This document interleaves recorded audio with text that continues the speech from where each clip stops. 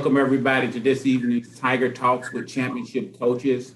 This is going to be an exciting evening. Get to learn from some of the great coaches that have been here at Georgetown College and has brought a lot of championships and helped develop a lot of young people.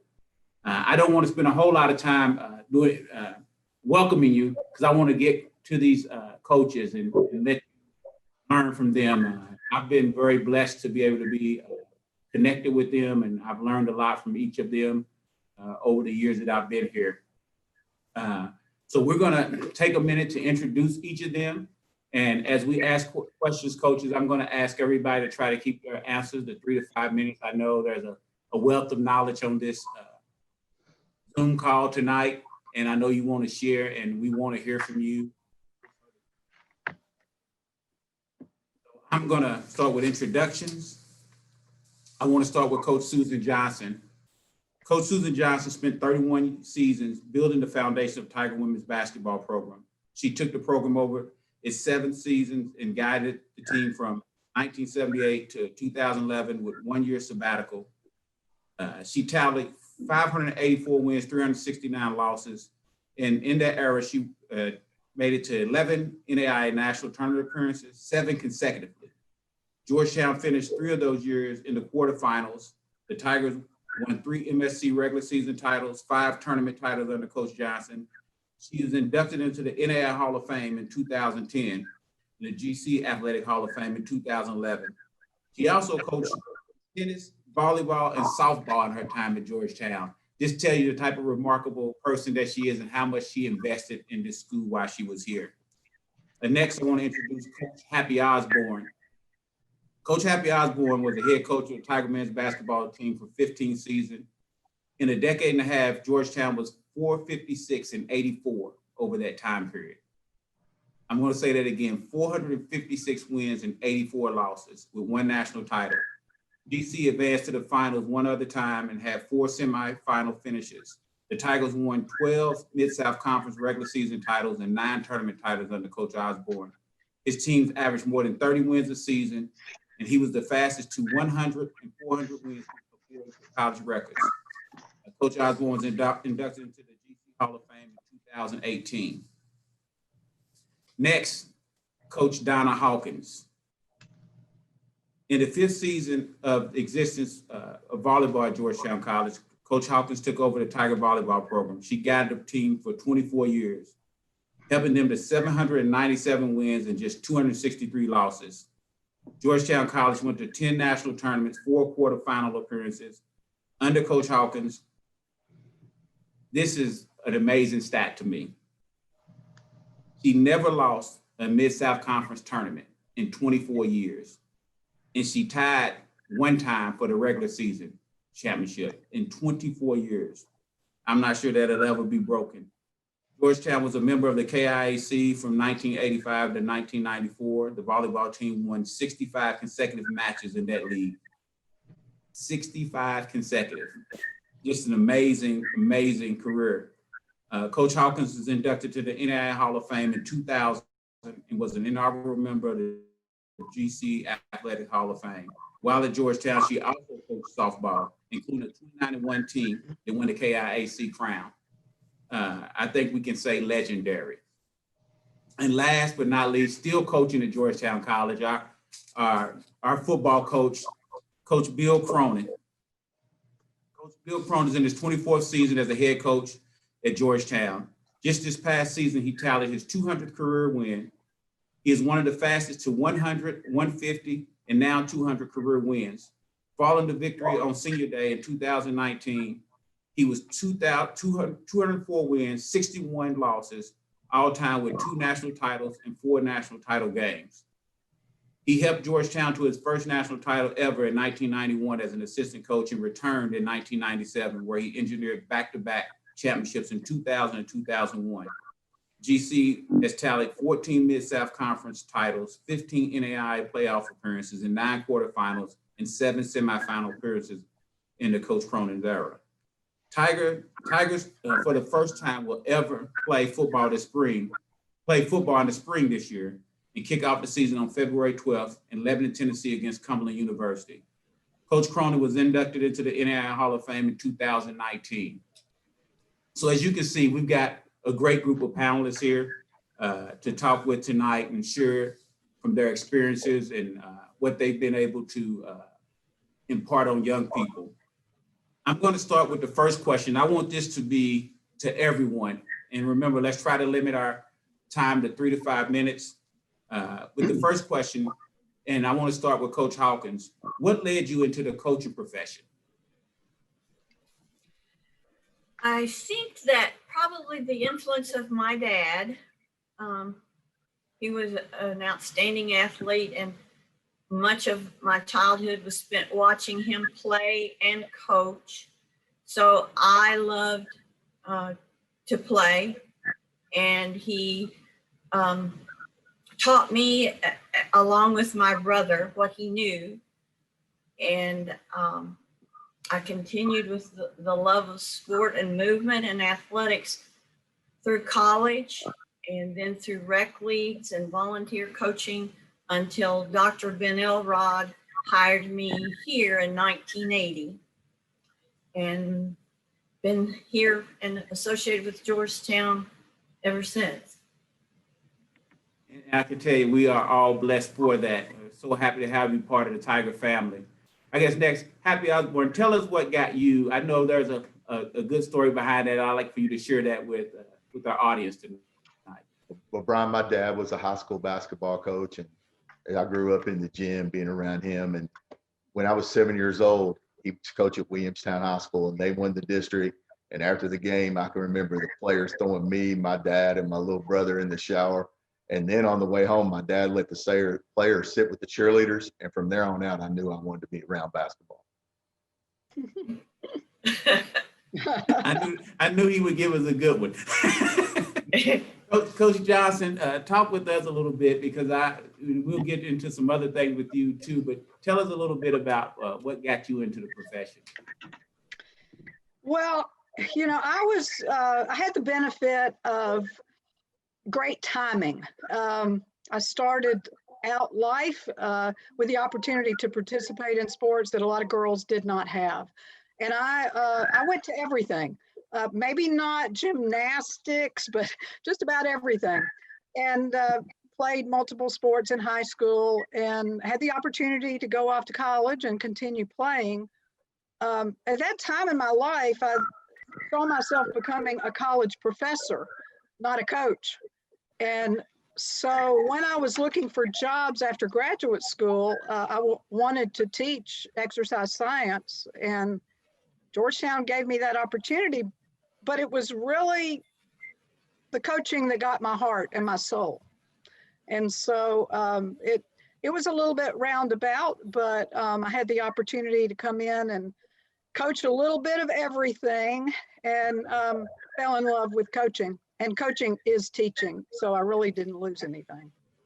Absolutely. Now to you, Coach Cronin. Well, first of all, thank you for having me on and putting me in this elite group of true legends. I got the chance to sit and watch these people and what they did at their level. So for me, it started with high school. High school coaches just influenced me. I had several coaches that really got close to me and guided me. I was never a great athlete or anything. I was kind of a jack of all trades, tried to do everything and master of nothing. But I really enjoyed the sport of wrestling, and my wrestling coach awarded me my senior year with an award to be the most likely to give back to the sport. It was a statewide award, and I don't know, I was moved by that, and I loved football, and wanted to get back involved in football and give back to what people gave to me, and so, you know, 40 years later, here I am still doing it. And it's been fun all along the way. It's been challenging, but those high school coaches really meant a lot to me, and you know, I'd like to be the same kind of influence on our athletes as they were on me. And I think as you all answer those questions, one thing that comes out is it's always about the people. It's always about connecting the dots back to the people. And you all have done that in a remarkable way. I've watched you all come back to the Hall of Fame events and watch how people light up when they see you, those individuals that had the opportunity to play for you. And so I'm going to ask you all each of you all to answer one more question. I know it's going to be very difficult and you may have to think about it. And Coach Cronin, I'll start with you since you're still coaching and I'll give the others an opportunity to think about it. But talk to us, what would you consider your favorite team that you coached while you were here at Georgetown? And I know that's going to be a difficult thing because you all had some great teams over the years. You know, it really is tough, Brian. I appreciate that question, but that's a tough one to answer. You know, when you've been here, as long as all four of us have been here and coached as many successful teams as we have, you know, it's tough because all wins are really awesome. And the first time you start taking it for granted, you know, it makes it difficult for you. But if I were to have to pick one that really was big for us and big for my career, I think it was that a game down in Mississippi in 1998 where we won in the mud. They had beaten us the previous year. And, you know, we just came together and united, and the chemistry of everyone just kind of allowed us to be successful that day. And then I think we got over the hump and everybody believed we could do this on a regular basis. And here we are. So, you know, I think it's that chemistry. It's got to be right. And that team really had some chemistry, even though we didn't win a national championship. They were a highly successful football team. Now to you, Coach Johnson, what would you consider your favorite team? I know you've coached a lot of them over the years. That's, you know, again, like Bill, it's really difficult. But I think my most uniquely favorite team was the 2003 team. I think it always will be. That team fell down to only 5 players. And it was their grit. It was their take no prisoners attitude. I could tell you many stories about that team, and I hope to write a book about them one day. But they went through so much hardship, and they pulled me along. They coached me that whole season, and I learned a lot from each of those players. And I think it was also one of those teams where the best players were the hardest working players and were the toughest players. And that team went on and tied for the regular season championship in the Mid-South and won the tournament with 5 people. It was amazing, and it brought the whole community around women's basketball, really, the community of Georgetown, for the first time. So yeah, that's a remarkable story. I remember hearing that story at one of the Hall of Fame I could spend all events. day talking about that team. I remember you talking about them, you know, but one thing that I've learned to being around sports is a lot of times the teams will take on the personality of the coach. And one of the things I've always admired about you is your toughness and your grit and your willingness to do the things that others weren't willing to do. And obviously that came out in that team. And that's one of the things that makes you such a remarkable coach.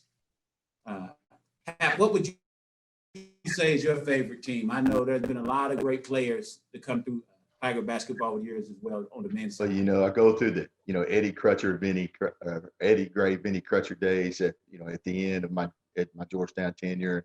And obviously Jordan Owens and Casey Alsop and what those guys meant to me. And, you know, Will Carlton, Todd Cox, that group. And, you know, all of them meant so much. But if I had to pick one, I'm going to go back to my second year at Georgetown, showing my age right here, 1981-82. We were on probation.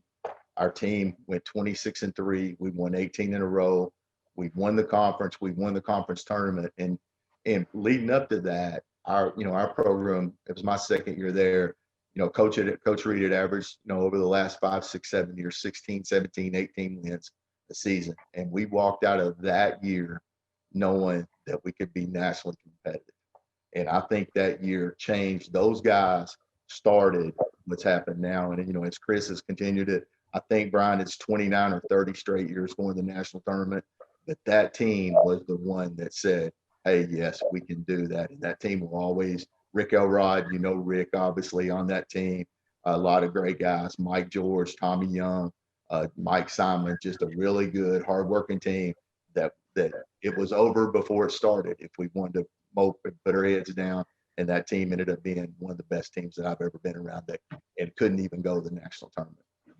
Wow, that's a great story. You know, Hap, I think so much when you tell that story, I think about where we are now and how you helped set the foundation for what Tiger basketball is now on the men's side. And so that team really is what's propelling us right now. And the influence that you had on Coach Briggs and what he's doing. So we really, really appreciate that. Now to Coach Hawkins, we're going to ask you, now it's going to be tough for you, 24 straight conference titles. It's going to be very difficult for you to pick out a team. And I'm looking around the walls and all of the young ladies that are in the Hall of Fame around here, most of them were coached by you. So now I'm going to ask you that question and see what you can come up with. Well, I will have to say that my favorite team was usually the team I was coaching, and that it's really almost impossible for me to pick a favorite team, but I will have to mention some softball teams. Some of the very first softball teams, those were some of my favorite, and then some of my later softball teams. Then volleyball, I would have to say that the first team to make it to national tournament has to be dear to the hearts of everybody in volleyball, because they paved the way and helped us, like Happy said, believe that we could do it. Then after that, it would be the two teams that almost made it to the Final Four. But all the teams that were successful, you know, obviously you first have to have gifted athletes, but the teams that had the people who were most unselfish and willing to sacrifice for others. We had players who on teams that started recycling on campus here, which meant that Georgetown, the city, had to start recycling. And then we had an athlete, a volleyball player, who started the first Habitat chapter on campus. So those would have to be my favorite teams, the ones that I feel were most successful, not just on the court, but everywhere. I know that I speak for many of the athletes that you coached, that they were really blessed to have you all in their lives. I know for me, I played sports for a long time, and when I became affiliated with Georgetown, this is the first time I can say I've been part of championships, and you know, and I don't take that for granted, and I appreciate you all for helping me understand what it feels like to be part of championships, and so I appreciate that. I know I speak for a lot of athletes. Susan, I'm going to give you this question, and I'm asking you this question specifically because of your graduation rate that you had while you were here at Georgetown, and all of you all had great graduation rates. But today's athletes seem to be a bit different than those athletes of yesteryear. What advice would you give today's student athletes?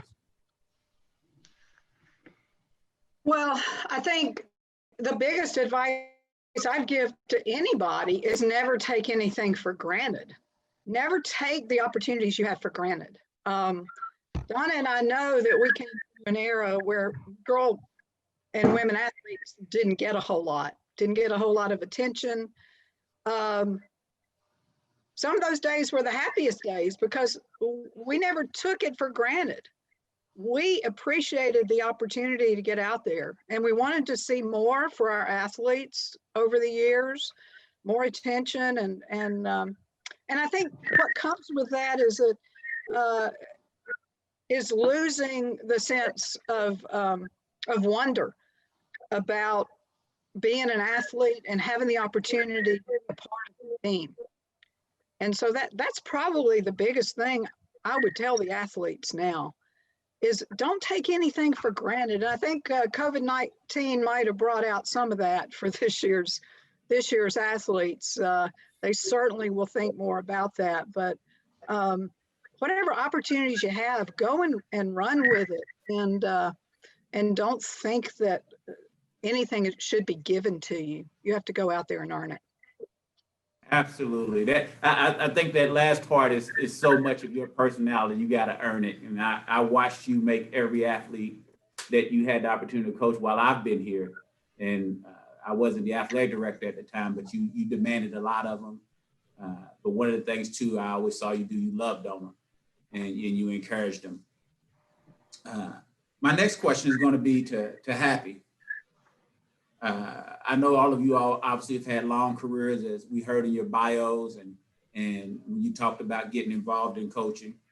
But Happy, how did you become connected to Georgetown College? What was it that brought you to Georgetown? Brian, when my mom and dad went to school at Georgetown, and I was actually, you'll like this word, conceived there. And my mom and dad, lived in Warrendale when I was a couple, 1, 2, 3 years old, as my mom and dad finished school. And we've had in our family, gosh, probably 20, 25 people graduate from Georgetown. So it's something that had been part of it all my life. I was with Coach Wayne Martin at Pikeville and at Moorhead, and obviously Georgetown was in the league there. And one of Coach Martin's really good friends was Dickie Webb, that was Coach Reed's grad assistant. And I had taken the grad assistant job at Union College and actually living in the dressing room. And Coach Reed gave me the opportunity. I interviewed with him, and I think Al Blevins was who he wanted. And thank God for Granetta, because she wasn't about to let Al be a coach. She wanted him to be a success in life, not just a ball coach. And he turned it down. So I had that opportunity. And then, I can remember how the old gym used to smell, and I can remember walking through there, but, before it was renovated, and, it just always felt like home. And it was something, I think it's a place that grabs you. And once, you get it in you, it's hard to get out. The opportunities, the location, and as good as things are, and as good as you have it as a coach at Georgetown College, I always thought living in that city was even better. And it's just a perfect marriage of, if you like Kentucky, I can't think of a better place to live. Awesome. Well, I can tell you one thing, Happy. We know that you have been as you all have been, awesome ambassador for Georgetown College. I remember my first trip out to Kansas City, and I was walking around with Georgetown stuff on, and the number of people that knew who you were, and the stories that you had shared with them, and how you talked about your passion for Georgetown College and the passion that you've generated that still exists today in Kansas City. It is amazing. And that's one of the things that I love about each of you all, is this, the passion and connection that you create for Georgetown with all the people that you meet. And I want to thank each of you all for that. Coach Hawkins, I'm going to ask you the next question. When I first really became connected to Georgetown, it was right before you were retiring and ready to go into the Hall of Fame and all that good stuff. But when you think about all the success that you had over the years, and you've had a ton of it, in every sport, I think that's one of the things that's amazing to me. Most people that are really good at coaching, they're good at coaching one sport. You just was outstanding in several of them. If you had to pick a loss that still bothers you today, which one would you pick? Well, I guess it would have to be a loss at the national tournament. But first of all, let me say that loss was preceded by the most amazing win. The team that I'm talking about had defeated an Indiana team out of Indianapolis that finished second at the national tournament the year before, had the majority of its players back, including its All-American middle blocker, plus had our junior all-conference setter that they recruited away. And we upset them and then went to the national tournament and were just in a position to make the Final Four. We needed 1 point to be in the Final Four. we got blocked and then lost 3 consecutive points to our opponent and we're out of the running. So that was probably one of the most hurtful losses. And the second one would be at the national tournament again, when we were up 2-0 and lost 3 games in a row. Those still I remember pretty much. And I'm sure the players do too. It's always amazing to me as athletes and coaches, you can have all the success, but those ones that got away, they stay in your mind so vividly, and you still play those games over and over and think about the things you could have done differently, and those moments in the game. I've sit and had the opportunity to watch some film with coaches, and it's amazing to me how they can recall what's getting ready to happen, and just lets you know the power of the mind and the passion that you have when you're working with young people. And as coaches, we influence a lot of people. And so, Coach Cronin, this next question I want to ask to you. When you think about all the young men that you've had the opportunity to coach, which one would you say impacted you the most and had the most influence on you?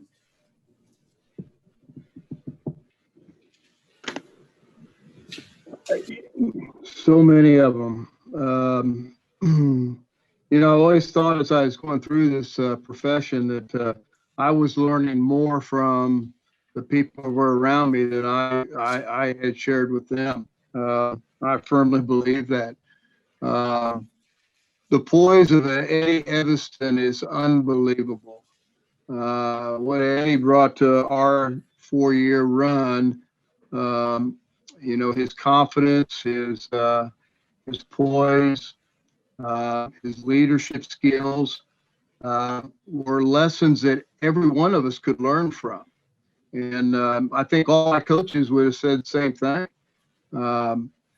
The confidence and genuine caring that a Walt DeLong brought to the table back in his day was unbelievable. To be as big and tough a guy and dominant guy as he was, and he loved everybody, and he just he cared for those guys. He was like their big brother. He was like a son to me, and I was blessed to have a lot of really quality character people around me, and those are 2 guys that people ask me all the time, how did you do what you did? And I didn't do anything. It was these guys that did it. They were awesome, and Eddie and Pearson and Landis and all those guys were just team players all the way. And it taught me that it's all about that unity and that chemistry. If you can just get a group of guys all going in the same direction, trying to achieve the same goal, then all these coaches here today will tell you the same thing. You've got a chance, and that's what I got to experience from those guys. That's awesome. And one of the things that makes this place special, I remember having a conversation with President Jones when we first got here. It's actually right before you got inducted into the Hall of Fame, and we were talking about how unique it is to have a coach inducted into the Hall of Fame, and for me to have the pleasure of sitting here this evening with 4 coaches, 3 currently in the Hall of Fame. There's no doubt in my mind Hap's going to be in the Hall of Fame here shortly. This place is special. It really is special. And so I'm going to ask this question to each of you all. If you all could talk to me, what's one of your favorite stories from your coaching career here? And if you want to share a good one on each of the coaches here tonight, that's okay. Also, let's just make sure we be nice, though. Let's be nice. I know there's a lot of times we have a lot of fun in the athletic offices that we necessarily might not be able to share. But if you can reach back into the annals of your mind and just think about what was one of those favorite coaching stories that you had, whether it was on a road trip or in the locker room or just in the hallways of the athletic department. We'll start with Hap here. Figures, huh? I mean, this is the one, like, you've got to think about what you can say. And the road, being on the road and traveling at the NAIA level is, pretty unique, because you jump in vans and you take off And I can remember, again, a lot of times, you know, some of my fondest things I look back at when I was assistant coach, and I'll go two of them really quickly. My first game at Georgetown ever, we played Clinch Valley, which is now the University of Wise, on the road, and University of Virginia at Wise on the road. And our van broke down and we had to change the tires. And I put Rick Elrod, who was by far and away our best player, ended up being drafted by the Phoenix Suns. I put him on the tire and the jack kicked off and hit him in the head. He went around bleeding. So I knew that I got that started out right. And the next one that has to do with the road, and you know, there's so many stories that it's hard, but we're playing Pikeville one night, and this is when you realize your worth as assistant coach. A goose went right through our windshield of the van, and Coach Reed got the best 12 players on the van. And I looked around, we only had 12 players, and he got on the van and he got the trainer on the van, and he looked at me and said, "Son, you're going to have to hitchhike to Pikeville." Now, the end of that story is I beat him there. So I was proud of that. I got a quick ride because I'm Happy Osborne in Eastern Kentucky. Only Happy could end with a story about hitchhiking. And in Pikeville of all places. Coach Johnson, what would you say was one of your favorites stories you had coaching? Well, quite a few come to mind. First of all, that's not my dog. I think it's Happy's. I'm not sure. But a few of them come to mind, and they're also related to vans, minibuses. We're down in Johnson County before a game at Pikeville. Lee Van Hooses, who was the assistant coach at the time, her mother was going to feed us pregame meal. And we're pulling into Paintsville, and we hear a rattle in the back of the minibus. And we slow down, pull into a McDonald's parking lot, and the back wheel falls off and rolls through the McDonald's parking lot. Well, we don't, you know, we talk about that story for years. But the other one that probably is more notorious, and we rode home because Lee's dad was the superintendent of schools in Johnson County. We rode home in a Johnson County school bus all the way. The second story happened, our first team that went to the national tournament was 1989. And at that time for the women, we had to go to a by-district. So we headed up to Tri-State University. And we had been there a day. We had practiced with practice clothes. Our uniforms were hung in the back of the, as they always were, they were hung in the back of the storage compartment.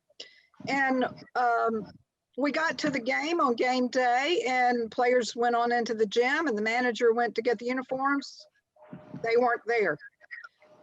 And so that team was notorious for playing in the national tournament in the home team's uniforms. They wore blue and white and different numbers. And every time I see a player on that team, it's the first thing that's brought back up. Never happened again, but I won't name any names, but I didn't ask the manager for the first time whether we had everything in the back. I usually listed everything. Do we have this, this, this, this? It was the very first trip that I didn't. She was under the weather, and she forgot to bring the uniforms from the locker room and put them in the back of the bus. So it was, unfortunately, we didn't win that game. We didn't play too badly in blue and white, but we lost on the other team's home court by 2. So. Well, they probably got a little home cooking, I'd say. I'd say. Coach Hawkins, what would you say your favorite story is? But this one will be short. I'll tell 2.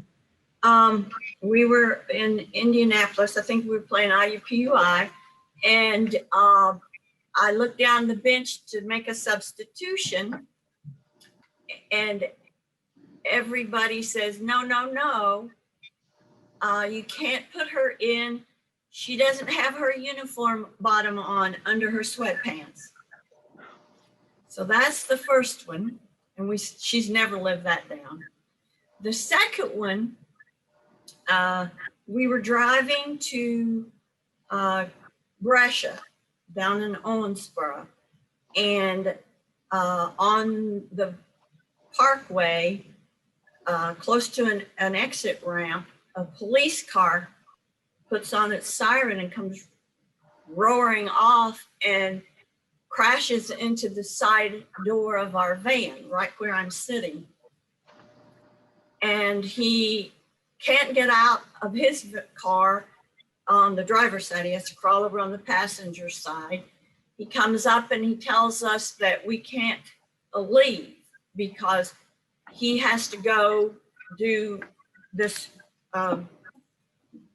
job because somebody's shooting at a police officer. And then we hear shots, and he takes off. Well, we're playing, and we had a second van following us. So I've got people in that van, left one van and went on.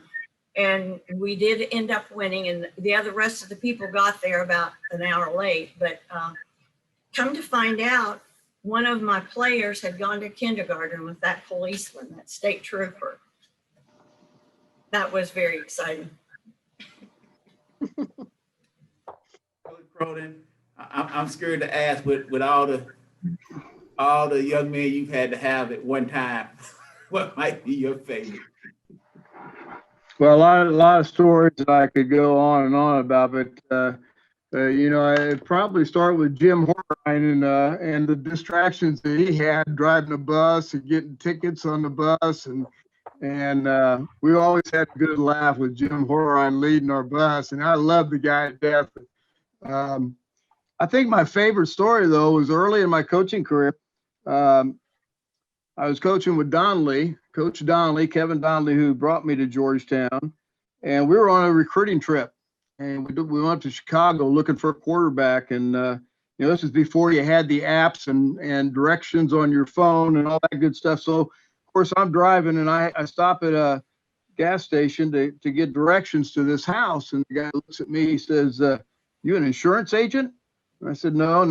He said, "Are you a cop?" I said, "No." You see, surely you got a gun. And I said, well, no, but he gave me directions, and I went to the house, and of course Donnelly's sitting in the passenger side, but he's nudging me. "So you going up?" And I said, "Well, yeah." Of course, I was assistant, so I had to do it, and went up the house, and you know, you're walking on the porch, you're falling through some of the rotted wood and knocking on the door, and this kid comes to the door, and he's just an awesome kid, just unbelievable kid. And he, you know, he's what Georgetown was all about, getting quality people. It didn't matter their environment or their background, and came and gave us great effort.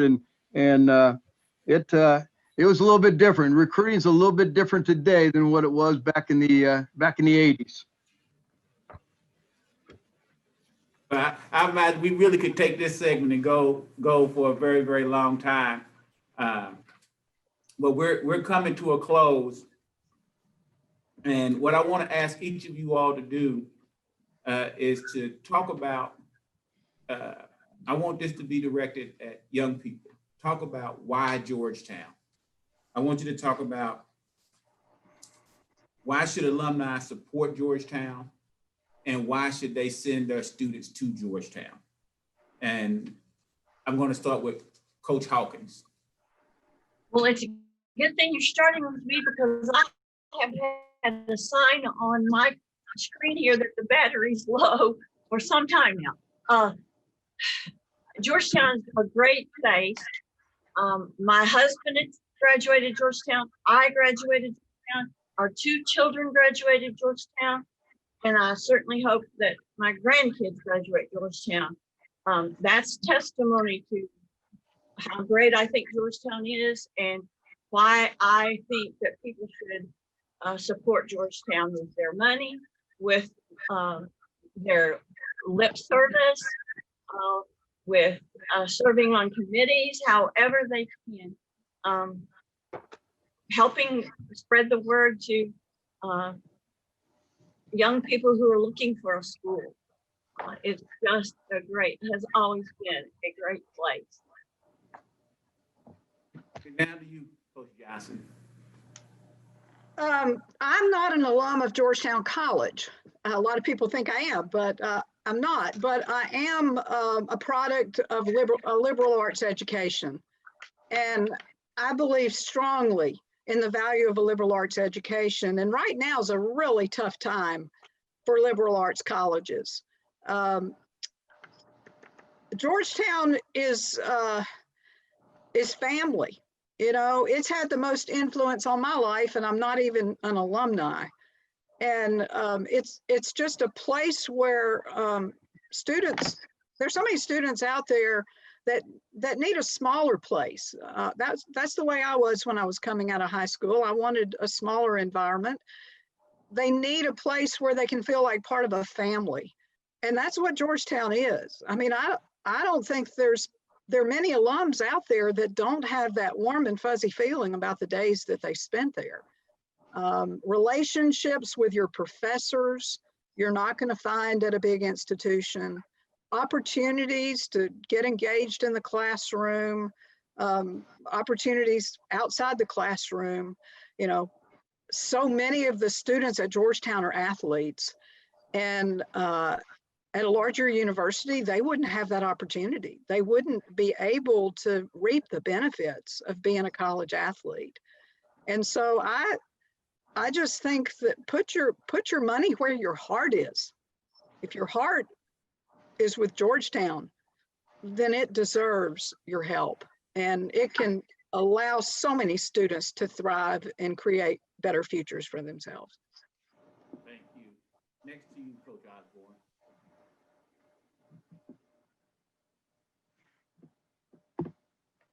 Can you hear me, Hat? Brian, I couldn't quite hear you there. I think that it's a place that as Susan said, it gets in your heart. I think it's obviously about relationships, but it's also a place, if you're a parent, and it's a place your kid's not going to get lost. People care. I mean, you know, I look back at the professors. I look at the professors there now, and people like Dave Fraley go out of their way to help students. It's amazing how much, a guy like Lindsay Apple, a guy like John Blackburn care about Georgetown. I've never really been in a place where I felt like that kids were covered from that there were so many people that were going to go out of their way to help them, to make them feel comfortable, to make it home, and to, give them avenues to be successful. As far as, if you're an alum, I mean, it's got to be in you somewhere. And I think it's something that you can do monthly, you can do yearly, but we have to keep our school. And it's in much better financial shape than it has been.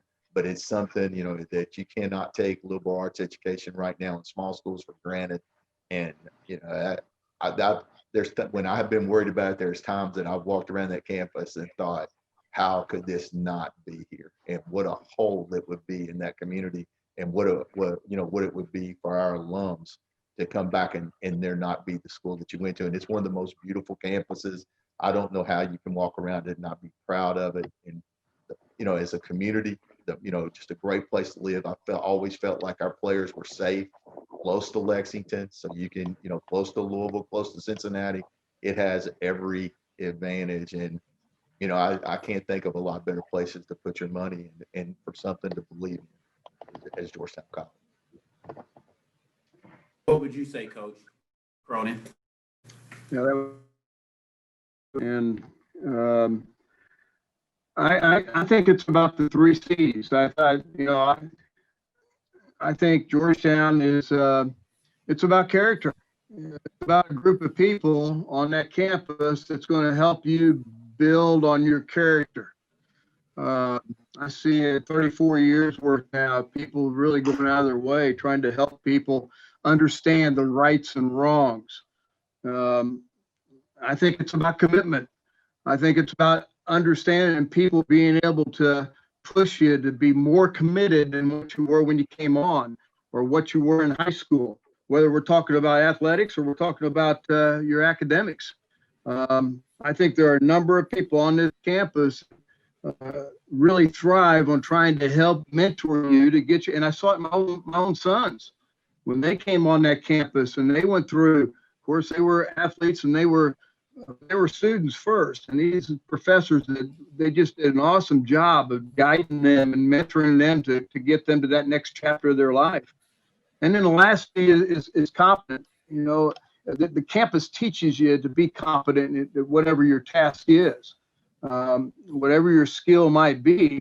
They're going to help you build on that and try and make you just a little bit better person when you leave, so that let's face it, the society's a mess right now. You know, we're struggling all the time with issues and so forth. And I really feel good about some of the guys who have, majority of the guys that have left Georgetown College and ready to address some of the issues in their communities. So I think it's I mean, 34 years, and Happy and Susan and Donna there for so many years. It's just a great place to be. Awesome. Well, before I wrap up, first I want to thank you all for taking time out of your evening to spend with us and impart some of your experiences and knowledge on us. And I agree with you all. The people here at Georgetown are just so special. And like Susan, I'm not an alum, but I've been embraced by the Georgetown community in a way that I never could have imagined. And a lot of it has to do with you all embracing me, because you all are such influencers in the Georgetown community. And I thank you all for allowing me to be part of it and continuing to support this institution and our athletes, and setting the foundation for what Georgetown College is today. So again, thank you all. And I know all of the alums and future students that will see this will get a real feel of what it's like to be part of Georgetown College. So thank you for doing that. And for those out there, we're going to ask again to send us students. That's what's really important here at Georgetown, but also we need that financial support. And if you want to give to Georgetown College, you can go to gogc.me/give.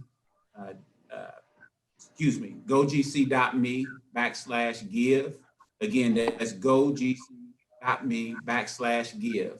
Or you can log on to georgetowncollege.edu and click the give button. Those things are very important to us. It's important for a number of reasons as we work with foundations to be able to get those grants to create opportunities for our students so that we can continue to influence students, as you've heard talked about here tonight. Refer a student to our admissions department. You can go to that same website, go georgetowncollege.edu and click admissions and get the information that you may need to support Georgetown College in that way. Also, we'd like to ask you pay attention to your email and your mail so that you can participate in alumni events, whether they be on the road or here on campus. There's nothing more fun to me to watch our alums come back and talk with our current students and talk about the importance of the Tiger value and Tiger pride, as we often say in athletics. And again, if you want to see Tiger pride in a human form, you're seeing it right here on this broadcast tonight.